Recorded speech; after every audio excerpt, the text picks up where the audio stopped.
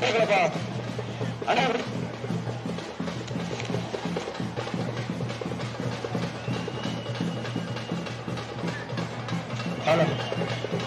இந்திய அண்ணா திராவிட முன்னேற்ற கழகத்தின் தலைமையிலான தேசிய ஜனநாயக கூட்டணி வெற்றி வேட்பாளர் அருமை அண்ணன் சுந்தர்சி அவர்களை ஆதரித்து பாரதிய ஜனதா கட்சியின் முன்னாள் மாநில தலைவர் நாளைய மத்திய அமைச்சர் அருமை அண்ணன் அண்ணாமலை அவர்கள் இதே உங்கள் மத்தியில வெற்றி சின்னமாம் இரட்டை சின்னத்திற்கு வாக்கு கேட்டு வந்துள்ளார்கள்.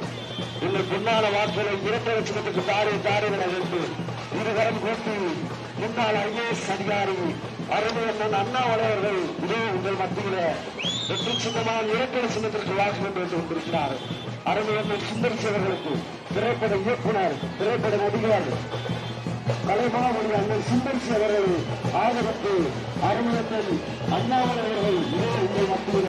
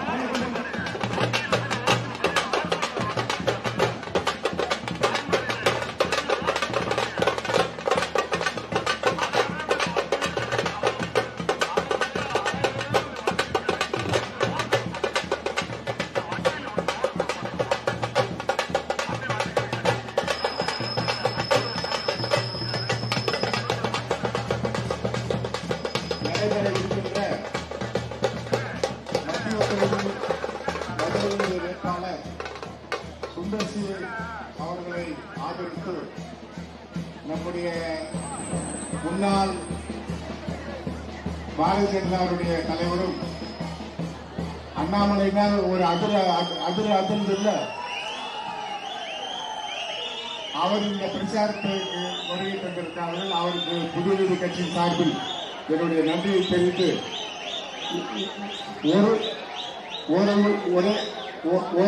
ஒரு உத்தரவாதத்தை மட்டும் வேட்பாளரின் சார்பில் என் புதிய கட்சியின் சார்பில் ஒன்றை மட்டும் சொல்லுகிறோம்.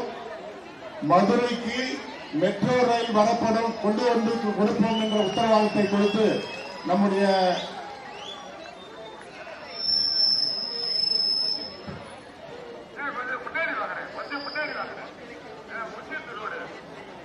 அன்புக்குரிய மதுரை மத்திய தொகுதி வாக்காளர் பெருமக்கள் அனைவருக்கும் எனது பணிவான வணக்கம்.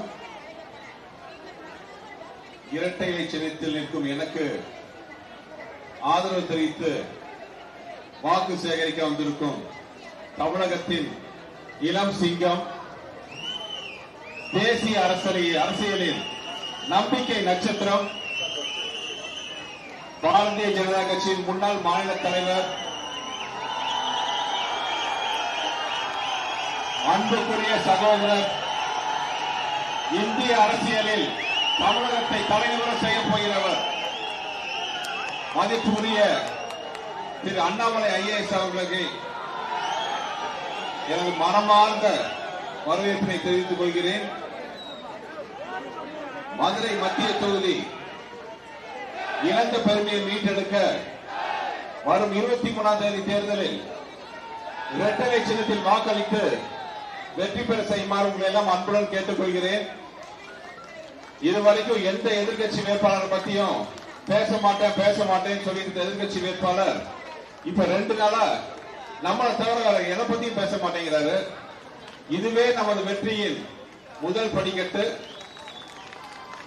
வரும் 23ஆம் தேதி நடக்கும் தேர்தலில் நீங்கள் போடும் ஓட்டால் 4ஆம் தேதி ரிசல்ட் வரும்போது நமது வெற்றியை 4ஆம் தேதி சரித்திரம் சொல்லும் என்று தமிழகம் மட்டுமல்ல இந்தியா முழுவதும் திரும்பி பார்க்கக்கூடிய வெற்றியாக அமையும் என்ற நம்பிக்கை எனக்கு உங்களெல்லாம் பார்க்க போகிறது.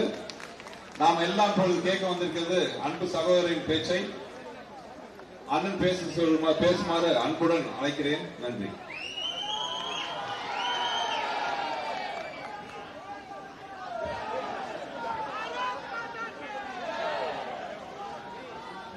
அடுத்தபடியாக நாம் எல்லாம் ஆவலோடு எதிர்பார்த்துக் கொண்டிருந்த நம்மளுடைய அன்பை எல்லாம் பெற்ற நம்முடைய தமிழக பாரதிய ஜனதா கட்சியுடைய முன்னாள் மாநில தலைவரும் இளைஞர்களுடைய நம்பிக்கை நாயகனுமான அருமை அண்ணன் திரு அண்ணாமலை அவர்களை உங்களுடைய பலத்த கரகோஷங்களுக்கு இடையே சிறப்புரை ஆற்றுமாறு அன்போடு அழைக்கின்றேன்.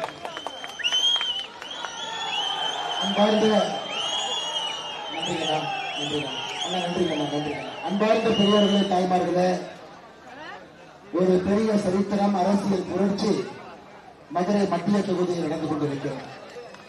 அருமை சொந்தங்களே, எனக்கு ஒரு பெரிய ஆச்சரியம். 1997 உள்ளத்தை அள்ளித்தா என்கின்ற ஒரு படத்தை அண்ணன் சுந்தர் சி அவர்கள் எடுத்தார். திரைத்துறையில 28 ஆண்டுகளை தாண்டி இன்னும் மக்கள் விரும்பக்கூடிய அற்புதமான படங்களை எல்லாம் கொடுக்கக்கூடிய ஒரு மனிதர் ஒரு நேரத்தில் ஒரு முடிவெடுத்திருக்கின்றார். நாம் நேரடி அரசியலுக்கு போகணும், மக்களுக்கு சேவை செய்யணும், மக்களுடைய வாழ்வாதாரத்தை உயர்த்த வேண்டும் என்று நினைத்து அவர் இந்த அரசியலுக்குள்ள வந்திருக்கிறார். அவர் இந்த துறையிலிருந்து ஒதுங்கி இருக்கலாம், இதுக்குள்ள வர வேண்டிய அவசியம் இல்லை. ஆனா அவர் இந்த அரசியலுக்கு வந்த பிறகு நம்முடைய அருமை ஐயா புதிய நீதி கட்சியினுடைய தலைவர், நாம் எல்லாம் போற்றக்கூடிய தமிழகத்தினுடைய அற்புதமான தலைவர் அண்ணன் ஏசி சண்முகம் அவர்கள் என்ன நினைத்து அண்ணன் பத்திரமா வச்சிருக்கேன் என்ன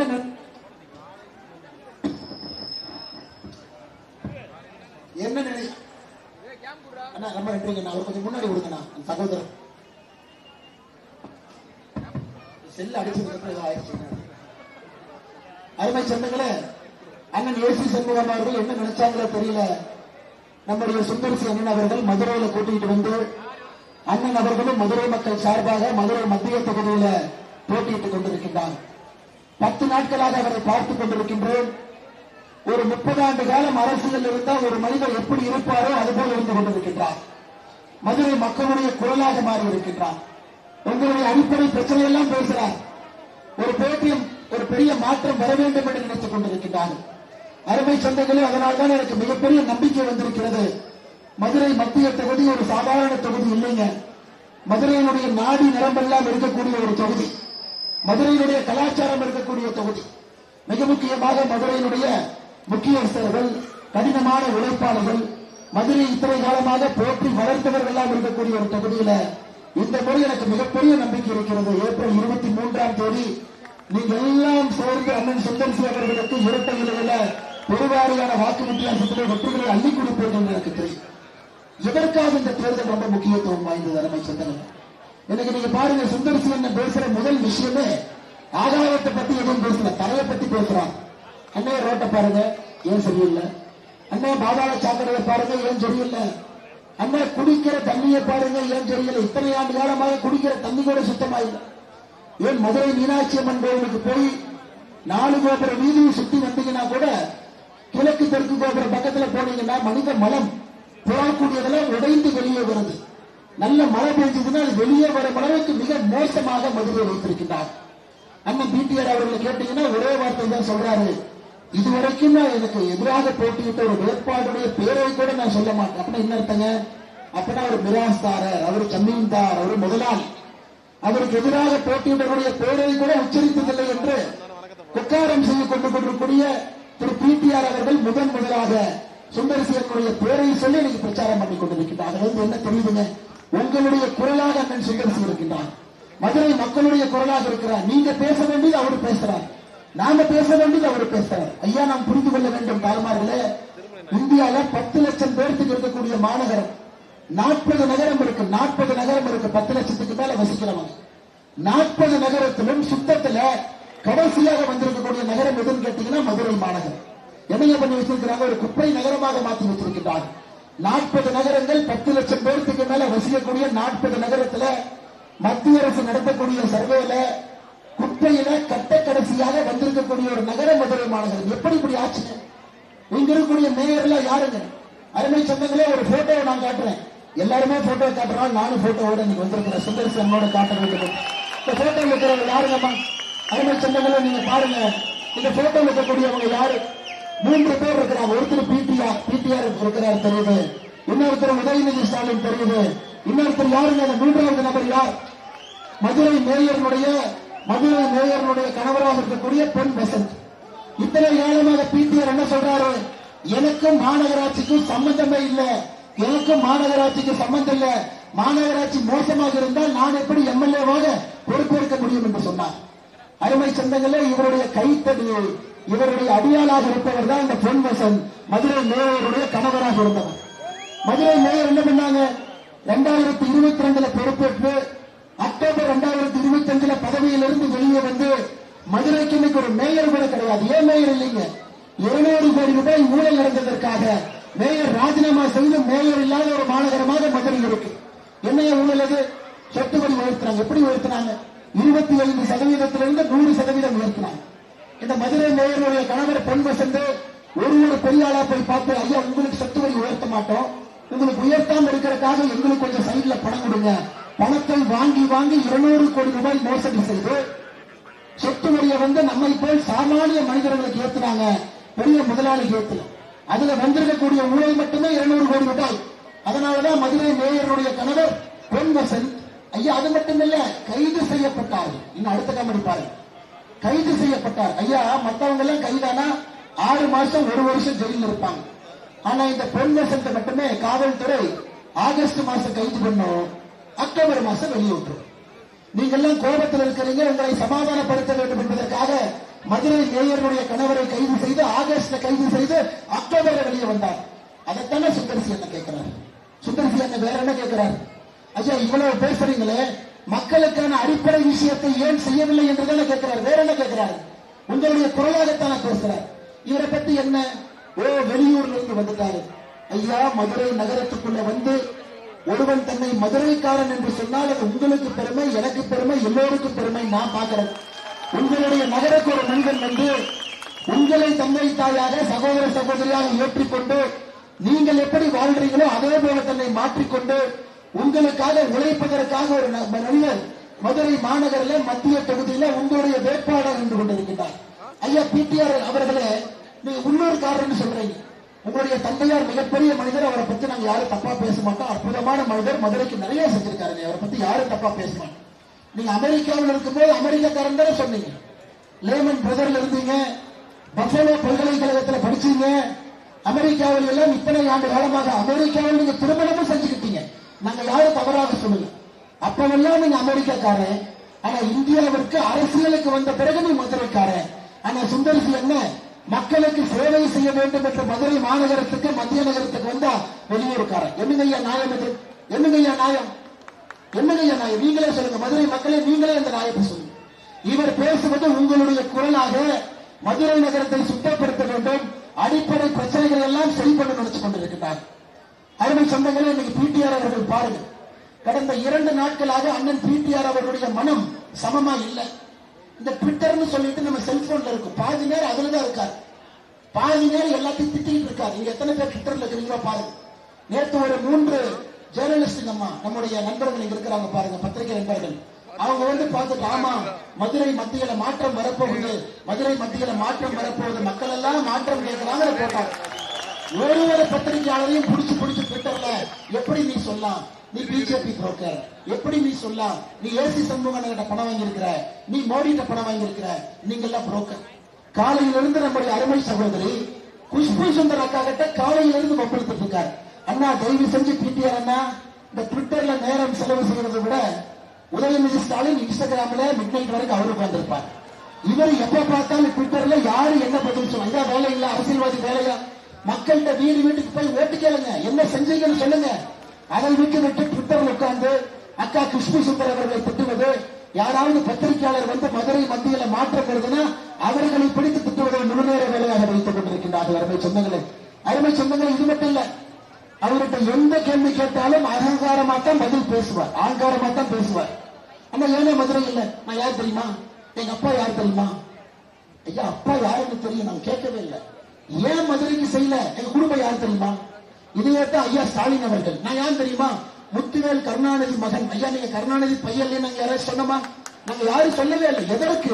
கேட்ட கேள்விக்கு பதில் சொல்லுங்க. மதுரைக்கு என்ன செஞ்சிருக்கிறீங்க அது பதில் சொல்லுங்க, மக்களுக்கு என்ன செஞ்சிருக்கிறீங்க பதில் சொல்லுங்க. நீங்க 2 முறை 10 ஆண்டு காலம் மதுரை மத்தியினுடைய 10 ஆண்டு காலம் சட்டமன்ற உறுப்பினராக இருந்திருக்கிறீங்க. என்ன செஞ்சீங்கன்னு தான் அவர் கேட்டார், வேற என்ன புதுசா கேட்டார்? நீங்களே சொல்லுங்கம்மா. உங்களுக்கு தெரியும், கொஞ்ச நாளைக்கு முன்னாடி எனக்கு அப்ப புரியல, தமிழகத்தினுடைய 2 சூப்பர் ஸ்டாரை வைத்து ஒரு படத்தை இயக்க வேண்டிய பொறுப்பு வந்தது இவருக்கு. எனக்கு அன்னைக்கு ஏன் வேண்டாம்னு சொன்னாரு, இன்னைக்கு தான் புரிஞ்சது. ஒருவேளை உங்களிடம் போட்டியிட வேண்டும் என்பது அப்பவே தீர்மானித்து நேரம் எங்கே கொடுக்க வேண்டும் என்பதை சரியாக முடிவு செய்து. நீங்க சொல்லுங்க, ஒரு ரஜினி சாரையும் கமல் சாரையும் வச்சு படத்தை இயக்கணும்னா யாராவது வேண்டாம்னு சொல்லுவாங்களாங்கம்மா? ஒரு சினிமா டைரக்டர் நம்பர் 1 நம்பர் 2 2 பேர்த்த வச்சு, 2 பேருமே நம்பர் 1 தான், 2 பெரிய தலைவர்களை வைத்து ஒரு சினிமா படத்தை இயக்க வேண்டும் என்று வேண்டாம்னு ஏன்னு சொன்னாரு எனக்கு புரியலீங்க. அண்ணன் ஏசி சண்முகன் அந்த கூகுளிய போட்டதுக்கு அப்புறம் தான் தெரிஞ்சது, ஒரு மதுரை மாநகர மக்களுக்கு சேவை செய்வதற்காக ஒரு மனிதன் இன்னைக்கு இங்கே வந்து உங்களுக்காக நின்று கொண்டிருக்கின்றான் என்பதை புரியுது. தாய்மார்களே, இதெல்லாம் நீங்க யோசனை பண்ணுவீங்கன்னு எனக்கு தெரியும். இதெல்லாம் யோசித்து தான் நீங்க வாக்களிப்பீங்கன்னு தெரியும். அதனால் நிச்சயமாக இந்த முறை ஒரு மிகப்பெரிய மாற்றம் இங்கே வரப்போகிறது என்பதை நமக்கு மிக மிக அற்புதமாக நீங்கள் எல்லாம் சொல்லிட்டு இருக்கிறேன். அம்மா, 2வது போட்டோ, ஏன்னா ஒரு போட்டோ போட்டா நான் மார்க்கிங் பண்ண பாரு. இப்ப 2வது போட்டோ இங்க பாருங்க. 2வது போட்டோ அம்மா பாத்துங்க. இதுல 2 பேர் இருக்கிறாங்க. இலக்குவன் ஒருத்தர் இருக்கிறாரு, ஜெய் பாலாஜின்னு ஒருத்தர் இருக்கிறார். இந்த ஜெய் பாலாஜி யாருன்னா, பிடிஆர் அவருடைய உதவியாளராக இத்தனை காலம் இருந்தார். பல கோடி ரூபாய் கொள்ளையடித்ததற்காக அவரை பேரை பயன்படுத்தி டெண்டர்ல கொள்ளையடித்ததற்காக அந்த ஜெய் பாலாஜியை பதவி விட்டு நீக்கிட்டாங்க. இலக்குவனும் அதே செய்ததற்காக இன்னைக்கு இந்தியா விட்டு வெளியே ஓடி போயிட்டார். இலக்குவன் இந்தியால கிடையாது. 2 பேர்த்த கூட வச்சுக்கிட்டு சுத்தத்தை பத்தி இவரு நம்ம கிட்ட பேசுறாரு. காவல்துறை நண்பர்கள்ட்ட நான் கேட்கிற, ஐயா இலக்குவன் எங்கயா போனார்? நீங்க தொலைவழியா அண்ணன் பிடிஆர் அவர்களை பதில் சொல்லுங்க. இலக்குவன் எங்க போனாரு? ஜெய் பாலாஜி எங்க போனார்? முதல்ல உங்க வீட்டில் இருக்கக்கூடிய அழுக்க சுத்தம் பண்ணிட்டு அண்ணன் சுந்தரிசி அவர்களை பற்றியோ இன்னொரு பற்றி பேசுவதற்கோ நீங்க அரசியலுக்கு வாங்க அருமை சொன்னீங்களே. இவரெல்லாம் அவர்களுக்கு கூட இருக்கக்கூடிய உதவியாளர். அவரை வைத்து பணம் சம்பாதிப்பதை முழுநேர வேலையாக வைத்திருந்தார். ஐயா பிடிஆர் அவர்களே, மறுபடியும் அன்போடு கேட்டுக்கொள்கின்றேன். நீங்க சேவை செய்ய ஒருத்தர் வந்திருக்கிறாங்கன்னா கேட்ட கேள்விக்கு பதில். அது மீனாட்சி அம்மன் கோவிலை பொறுத்தவரை அந்த கோவிலுடைய பரம்பரை ட்ரஸ்டியா நீங்க தான் இருக்கிறீங்க. உங்களுடைய குடும்பம் தானே பரம்பரை ட்ரஸ்டி. இவர் என்ன கேட்கிறாரு, ஐயா கோயிலுக்கு போறவங்க ஒரு பாத்ரூம் வேணும், ஒரு டாய்லெட் வேணும், போற ரோடு சுத்தமா இருக்கணும், குப்பை இல்லாம இருக்கணும், அதை பார்த்து விட்டு மீனாட்சி அம்மனை தரிசிக்க வேண்டும் என்று ஒரு பக்தனாக கேட்கின்றார். அதுக்கும் பதில் என்னன்னா, நான் யார் தெரியுமா, எங்க அப்பா யார் தெரியுமா, என் பரம்பரை யார் தெரியுமா, நாங்கெல்லாம் யார் தெரியுமா? இதெல்லாம் எப்படி சொந்தங்களை நாம் ஏற்றுக்கொள்ள முடியும்? அவங்க அப்பா நல்லவர்களுக்காக இவருக்கு நீங்க 2 முறை ஓட்டு போட்டீங்க எனக்கு தெரியுங்க. அவருடைய தந்தை நல்லவர் என்கின்ற ஒரே காரணத்திற்காக 2 முறை நீங்கள் வாக்கு, அது போதுங்கம்மா. அப்பாக்காக 2 முறை பையனுக்கு கொடுத்துட்டோம். ஆனால் இந்த முறை மாற்றம் வேண்டும் என்பதில் நீங்கள் தெளிவாக இருக்க வேண்டும். இந்த முறை மதுரை மத்திய தொகுதியில அண்ணன் சுந்தரிசி அவர்கள் இரட்டை இலையில ஒரு மிகப்பெரிய வாக்கு வித்தியாசத்துல நீங்கள் அவரை வெற்றி பெற செய்ய வேண்டும் என்று அன்போடு கேட்டுக்கொள்கின்றேன். அருமை சொந்தங்களே, மீடியா நண்பர்களே, கையில் இன்னும் இருக்குது பாருங்க. மீடியா நண்பர்களே பாருங்க, இது மதுரை மெட்ரோவை பற்றி மத்திய அரசு எழுதியிருக்கக்கூடிய கடிதம். இத்தனை நாளா எல்லாம் பொய் சொல்லி சுற்றுறாங்க. ஐயா உண்மையை சொல்ல வேண்டும் என்றால் மாநில அரசு மதுரைக்கு மெட்ரோ வேண்டும் என்று கேட்கவே இல்லை. நான் சொன்னதை மறுபடியும் நான் சொல்றேன். உண்மையை சொல்ல வேண்டும் என்றால் மாநில அரசு கோயம்புத்தூருக்கு மட்டும்தான் மெட்ரோ வேண்டும் என்று கேட்டது. கோயம்புத்தூருக்கு எழுதின கடிதத்துல ஒப்புக்கு சப்பானியா மதுரைக்கு ஒரு மெட்ரோ கொடுங்கன்னு எழுதியிருந்தாங்க. அது எப்படி எழுதியிருந்தாங்கன்னா, இது ஆங்கிலத்தில் படித்துவிட்டு தமிழ்ல சொல்றாங்க. As regards Madurai Metro Rail project, it is stated the proposal has been examined.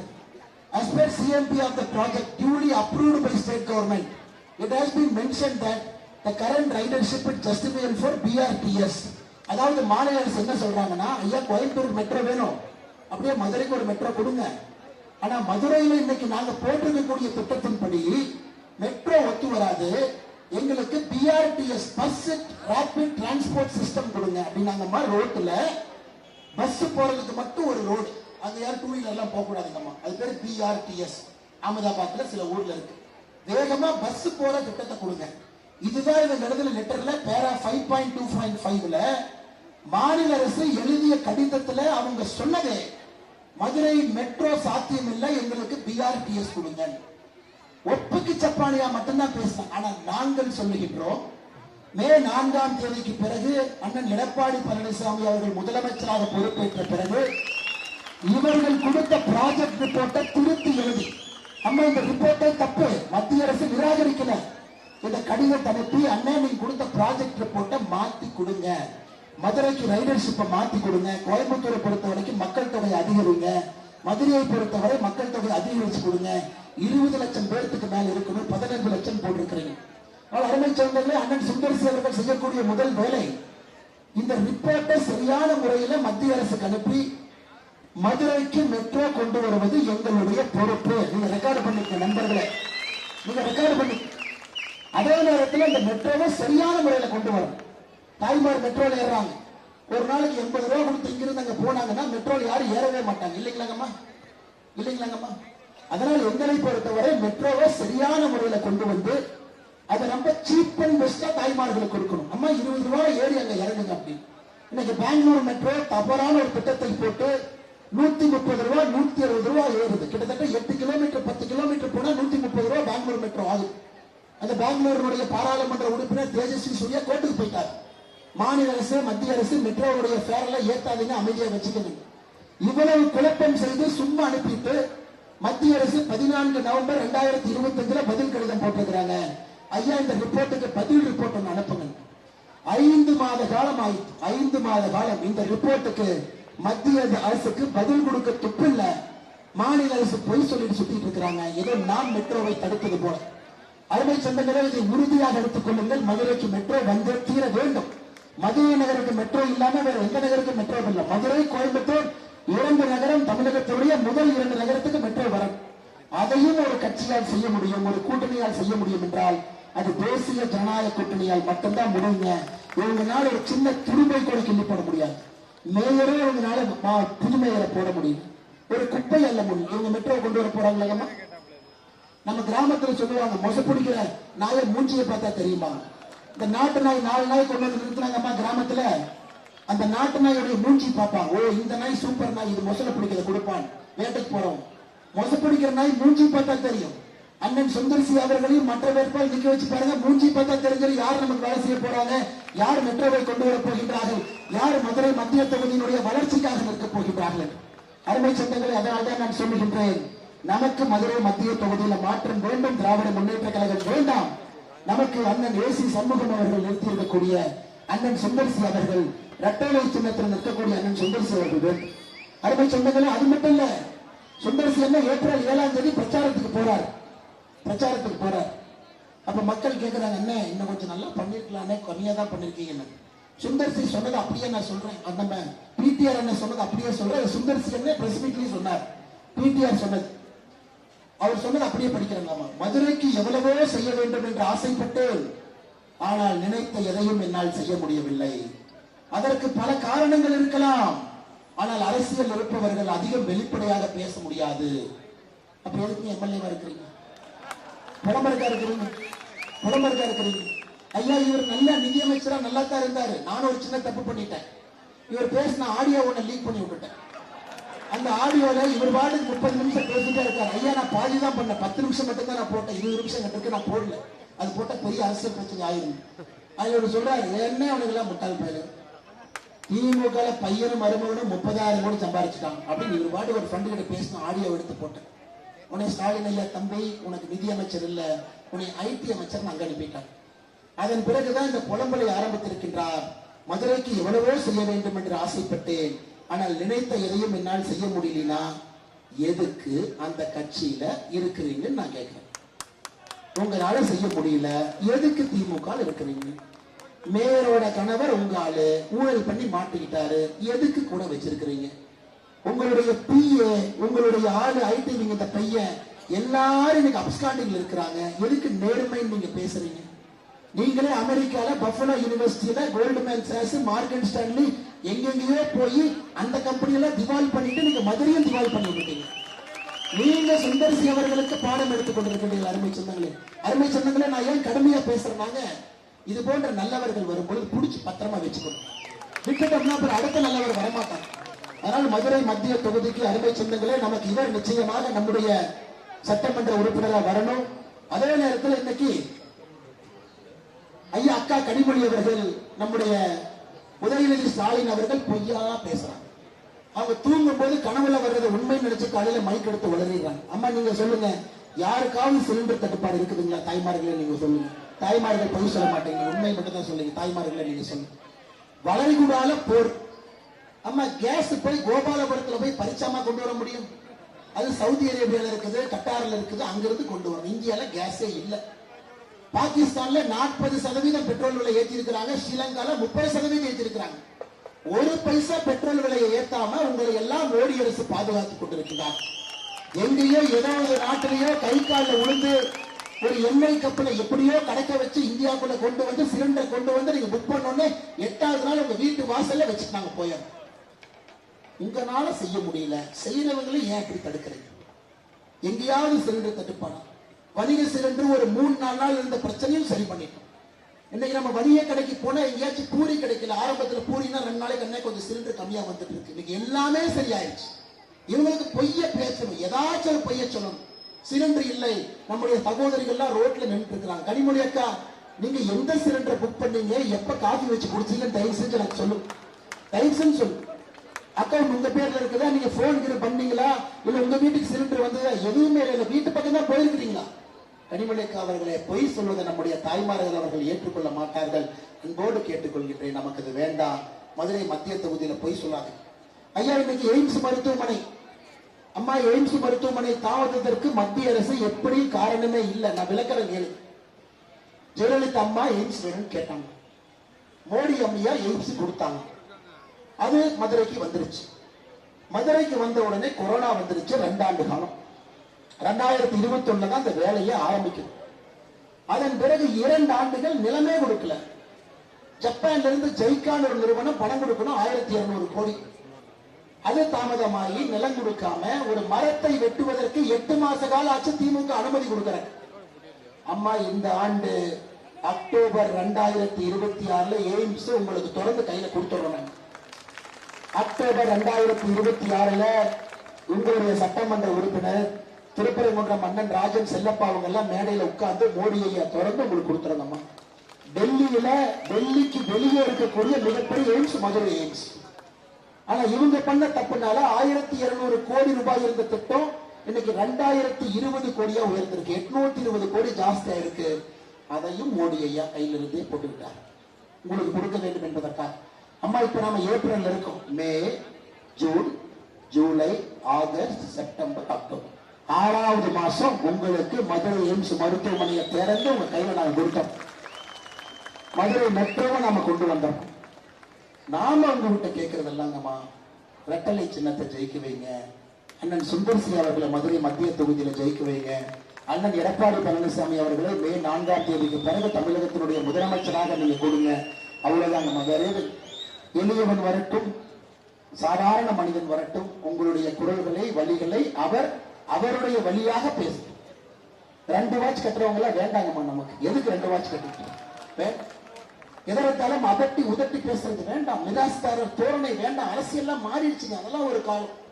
அதனால்தான் கடைசியாக சொல்லுகின்றேன், நான் ரொம்ப யோசிச்சுதாங்க சொல்றேன்.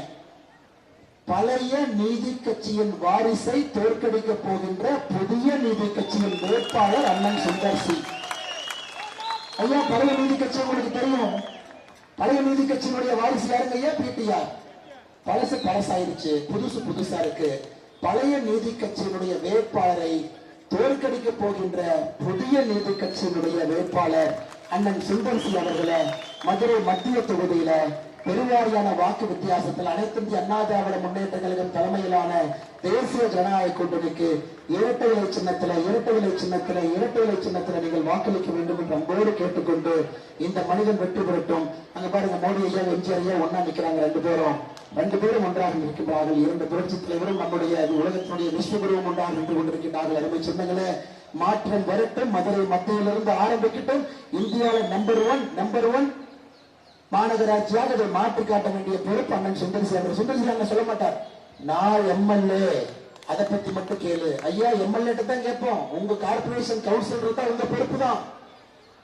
நீங்க எல்லாம் இப்படியே சொன்னா எம்பியை கேட்ட நான் இல்ல, எம்எல்ஏ கேளு. பிடிஆர் என்ன எம்எல்ஏ நான் இல்ல, கவுன்சிலர் கேளு. கவுன்சிலரை போய் கேட்டா வார்டுல போய் வாட்டர் போற வாட்டர் பாய் கேளு. என்னங்க அது அரசியல்? ஜனநாயகமா? ஆட்சி உங்க ஆட்சி திராவிட முன்னேற்ற கழகத்தினுடைய ஆட்சி. ஆனா சுந்தர்சீரனை பொறுத்தவரை மதுரை மத்திய தொகுதியினுடைய முழு பொறுப்பும் இவருடைய பொறுப்பாகத்தான் உங்கள் முன்னால் நின்று கொண்டிருக்கிறார். உங்களை அலக்களிக்க மாட்டோம் என்று சொல்லி அருமை செல்லங்கள நம்முடைய தலைவர்கள் எல்லாம் மேடையின் மீது இருக்கின்றார்கள். நம்முடைய அண்ணன் ஏசி சண்முகம் அவர்கள் சாதாரண ஒரு மனிதர் அல்ல. புரட்சி தலைவர் ஐயா இருக்கும் பொழுது சட்டமன்ற உறுப்பினராக நாடாளுமன்ற உறுப்பினராக இருந்து இன்னைக்கும் தன்னுடைய அரசியல் வாழ்க்கையில ஆயிரக்கணக்கான மாணவர்களை நல்வழிப்படுத்துவது மட்டுமல்ல, அரசியல் ஒரு புனித ஒரு விஷயமாக செய்து கொண்டிருக்கக்கூடிய அற்புதமான மனிதர். அவர் கை காட்டியிருக்கக்கூடிய அண்ணன் சுந்தர்சி அவர்கள் மதுரை மத்திய தொகுதியில் நீங்கள் வெற்றி பெற செய்ய வேண்டும் என்று அன்போடு கேட்டுக்கொண்டு, நம்மோடு இருக்கக்கூடிய பாரதிய ஜனதா கட்சியினுடைய மாவட்ட தலைவர் மாரி சக்கரவர்த்தி அவர்கள், மாவட்ட பொதுச் செயலாளர் ஜெயலட்சுமி அவர்கள், மாவட்ட செயலர் கார்த்திக் பரமேஸ்வரி சதீஷ்குமார் அவர்கள், நம்முடைய பிஜேபி தொண்டர்கள் அன்போடு கேட்டுக்கொள்கின்றேன். அருமை சொந்தங்களே, நான் 81 தொகுதி பிரச்சாரம் பண்றேன். அதுல அனைத்து இந்திய அண்ணா திராவிட முன்னேற்ற கழகத்துக்கு 50 தொகுதி நான் பிரச்சாரம் பண்றேன். பாரதிய ஜனதா கட்சி 27 தொகுதி பிரச்சாரம் பண்றோம். நம்மை பொறுத்தவரை கூட்டணி என்று வந்துவிட்டால் நாம் எல்லோரும் ஒன்றுதான். நாம் எல்லோரும் ஒன்று. அதுல எந்த வேறுபாடு யாரும் பார்க்க கூடாது. எல்லா பாரதிய ஜனதா கட்சியினுடைய தலைவரிலிருந்து தொண்டன் வரை நான் இந்தியா முழுவதுமே ஒரு கூட்டணியுடைய இலக்கணமாக பாரதிய ஜனதா கட்சி இருக்கு. அதனால இங்க இருக்கக்கூடிய ஒரு பாரதிய ஜனதா கட்சியினுடைய தொண்டரும் அன்பான வேண்டுகோள், இரட்டை இலையை கையில் ஏந்தி மதுரையினுடைய மத்திய தொகுதியில வீடு வீடாக நீங்கள் சென்று அண்ணன் சுந்தர்சி அவர்களுக்கு நீங்கள் வாக்குகளை சேகரித்து பாரத பிரதமர் நரேந்திர மோடி அவருடைய கனவு திராவிட முன்னேற்ற கழகம் தமிழகத்திலிருந்து அகற்றப்பட வேண்டும் என்று முடிவு செய்த பிறகு நாம் எல்லோரும் களத்துக்கு வந்து நம்ம எல்லோரும் களத்தில் பேசிக் கொண்டிருக்கின்றோம். அண்ணன் எடப்பாடி பழனிசாமி அவர்களை முதலமைச்சர் ஆக்க வேண்டும் என்று மோடி அவர்கள் சொன்ன பிறகு அதில் மறுபேச்சு இல்லாமல் எல்லாம் களத்தில் இருக்கின்றோம்.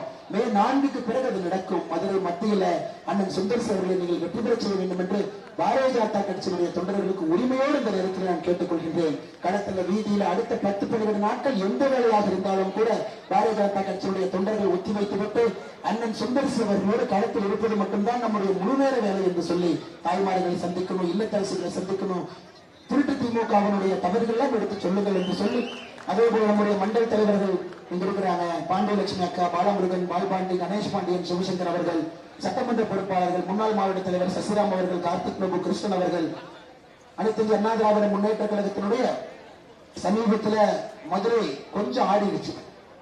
அண்ணன் மன்னன் அவர்கள் மதுரையிலிருந்து அனைத்து இந்திய அண்ணா திராவிட முன்னேற்ற கழகத்தின் பக்கம் வந்துட்டார். இத்தனை காலமாக திராவிட முன்னேற்ற கழகத்தை பார்த்தவர், அவருக்கு புரிந்துவிட்டது இந்த தீய சக்தி இனி தமிழ்நாட்டில் இருக்கக்கூடாது என்று அண்ணன் BN மன்னன் அவர்களுக்கு என்னுடைய சிறப்பு வாழ்த்துக்களை வணக்கங்களை தெரிவித்து, நம்முடைய சக்தி மோகன் அவர்கள் நம்மோடு இருக்கின்றார்கள், இந்த பகுதியினுடைய பொறுப்பாளராக இருக்கின்றார்கள், அவர்களுக்கும் வாழ்த்துக்களை வணக்கங்களை தெரிவித்து, அம்மா பகுதிச் செயலாளர் அவர்கள் அஸ்வின் அண்ணன் இருக்கிறாங்க, பகுதிச் செயலாளர் அனைத்து அண்ணா திராவிட முன்னேற்ற கழகம், அவருக்கும் என்னுடைய வாழ்த்துக்களை வணக்கங்களை தெரிவித்து, அம்மா மக்கள் முன்னேற்ற கழகத்தினுடைய தலைவர் ராஜலிங்கம் அவர்கள் நம்மோடு இருக்கின்றார்கள், IJK கட்சியினுடைய இந்த பகுதியினுடைய தலைவர் அண்ணன் முத்துராஜ் அவர்கள் இருக்கின்றார்கள், எல்லா நம்முடைய கூட்டணி கட்சியினுடைய எல்லா தலைவர்கள் தொண்டர்கள், பாட்டாளிகள் இருக்கின்றார்கள், பாட்டாளி மக்கள் கட்சி, எல்லா நம்முடைய கூட்டணி கட்சியினுடைய தலைவர்கள் தொண்டர்கள் எல்லோருக்கும் என்னுடைய வாழ்த்துக்களை வணக்கங்களை தெரிவித்து, பாரதிய ஜனதா கட்சியினுடைய மூத்த தலைவராக இந்து மனித மக்களுடைய முகமாக இருக்கக்கூடிய அண்ணன் சிவபிரபாரன் அவர்கள் மோடி இருக்கின்றார்கள், அவருக்கும் என்னுடைய வாழ்த்துக்களை வணக்கங்களை தெரிவித்து, ஐயா ஒரு நல்ல செய்தியை தமிழ்நாடு முழுவதும் கேட்கும். மே 4ஆம் தேதி மதுரை மத்திய பெட்டி என்னும் பொழுது முதல் வாக்கு சுந்தர்சி அண்ணா இரட்டை இலை லீடிங், 2வது பெட்டு லீடிங், 3வது பெட்டு லீடிங், மொத்த பூத்தும் லீடிங் என்கின்ற ஒரு பெரிய நற்செய்தியை மதுரை மாநகரத்தினுடைய மக்கள் நீங்கள் கொடுப்பீர்கள் என்கின்ற முழு நம்பிக்கையோடு அண்ணன் சுந்தர்சி அவர்கள் உங்களுக்கு அன்பின் இலக்கணமாக உழைப்பாளியாக ஒருவரையா உழைப்பாளியாக உங்களுக்கு பணி செய்வார் என்கின்ற நம்பிக்கை எனக்கு முழுசா இருக்கு. ஏன்னா குஷ்பு சுந்தரக்காவை மிகச் சிறப்பாக தெரியும், அண்ணன் அவர்களையும் தெரியும். இந்த குடும்பத்தை நான் பார்த்துக் கொண்டிருக்கின்றேன். ஒரு நாகரிகமான ஒரு அற்புதமான ஒரு மனிதன் அண்ணன் சுந்தர்சி அவர்கள். அவர்களை நீங்கள் கைவிட்டுவிடக் கூடாது என்று அன்போடு சொல்லி தமிழ் மாநில காங்கிரசினுடைய தலைவர்கள் தொண்டர்கள் வந்திருக்கின்றார்கள். அவர்களுக்கும் நெஞ்சார்ந்த வாழ்த்துக்களை வணக்கங்களை தெரிவித்து, வெற்றி சின்னமான இரட்டை இலை, வெற்றி சின்னமான இரட்டை இலை, வெற்றி சின்னமான இரட்டை இலையில வாக்களி தமிழர்களை வெற்றி பெற செய்ய வேண்டும் என்று சொல்லி என்னுடைய உரையை முடித்துக் கொள்கின்றேன். நன்றி, வணக்கம். பாரத் மாதா கி ஜெய்.